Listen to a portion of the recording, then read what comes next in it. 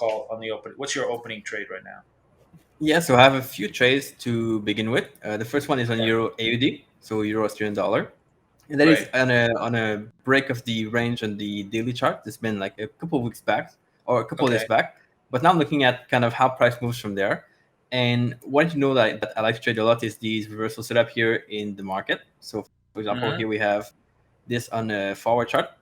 We hear the setup failed. So we broke the range, right? So then we could short, of course, but we didn't. But price kind of pushed beyond that setup. And what this means is that because you have a big engulfing candle, because you have a big wick there, a big kind of push back to the range, and that failed, I'm thinking price will keep moving forward, keep moving up from there. So I'm going to go long This here. is this is so Go ahead. interesting. I love how you have your chart because if we can just look at Etienne's chart a little bit more carefully, what I find is really fascinating is you have the Bollinger overlay, which obviously give you volatility and trend Mhm. extensions against a range breakout. And what's really cool about this chart is it's just so crystal clear how the range really broke out, and even the retraces within sort of the natural Bollinger bounces off the two standard deviations never really came back into the range. Just as you said, giving you confidence that this is a genuine breakout. You want to basically be buying dips here, or buying the breakouts, right? Is that correct? Exactly. So this is the setup that I would like to short normally, but not when we break out of the range. Only if we break Mm-hmm. down from the range. In that case, because the setup failed, that's like more confidence that price will, in fact, rally and go back up even more. Right. So this is we're looking here. This is Euro Aussie on the chart here. Euro Aussie, yeah. Yeah.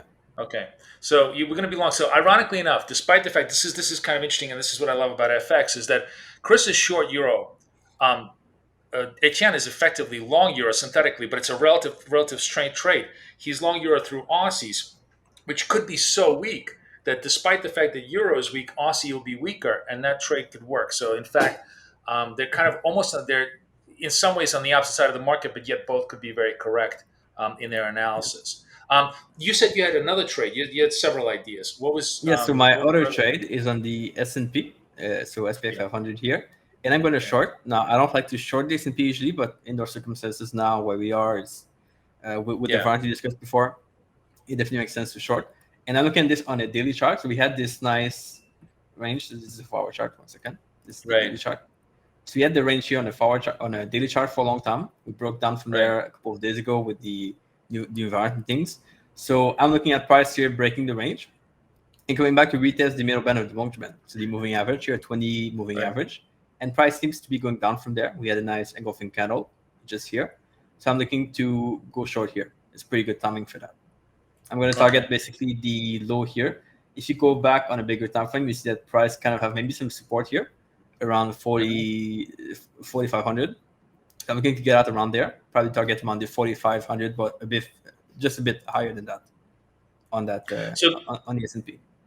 could we expand that S&P chart that you have, the one with the range and the Bollinger Bands over it, not the one on Yeah, the bottom, but yeah, this one? Can we just get larger definitely. on that? Because I'm curious about the question.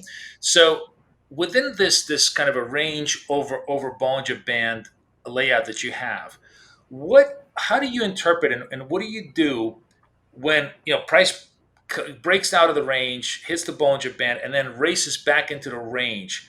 Do you wait until it drops back out? Like, would that red candle on the S&P be an entry for you? Like, I'm curious. How do you? It's clear when we have a clean breakout like your Aussie, where it doesn't even come back into the range. You really have a lot of confidence in the direction of the move. What do you? How do you interpret this particular chart? What do you? What do you? Yeah. Uh, Go So ahead. my two core setup when you have a range like this and then the trend starts is first I want to be able to buy and sell within the range by at the extremities, the top and the low of the range. That'll be the Hmm. first thing. Now, once the price breaks out, I don't want to buy in the breakout. I have a different strategy for breakout, but I don't use it that much. What I want to do is I want to wait for the first pullback, but the pullback needs to be outside the range. If you come back inside, it's like too ambiguous. It could come back, could go more. We're not sure what price will do Hmm. yet. So that pullback, I wouldn't take it. Then the second pullback we have is our first pullback outside the range in that case. That would be a place where I would be looking to short because we broke Right the then and range. there. When Right. there, we pull back more, and that gives a confluence. Then we come back outside after, and we go back Right. again to have a nice pullback. So that to me makes more sense than the first pullback So you would enjoy. in this case, that failure at the 20 SMA, pretty much at the midpoint of the Bollinger, that red candle would be a Yeah, this one pretty here. good yeah. Especially That would be a you good have one. the Yeah, yeah, yeah. candlestick formation.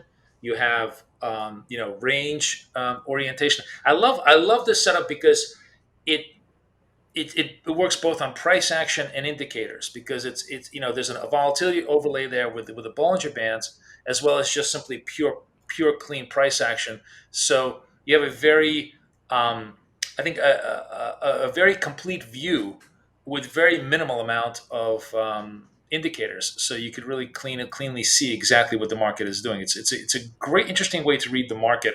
Literally really like that setup.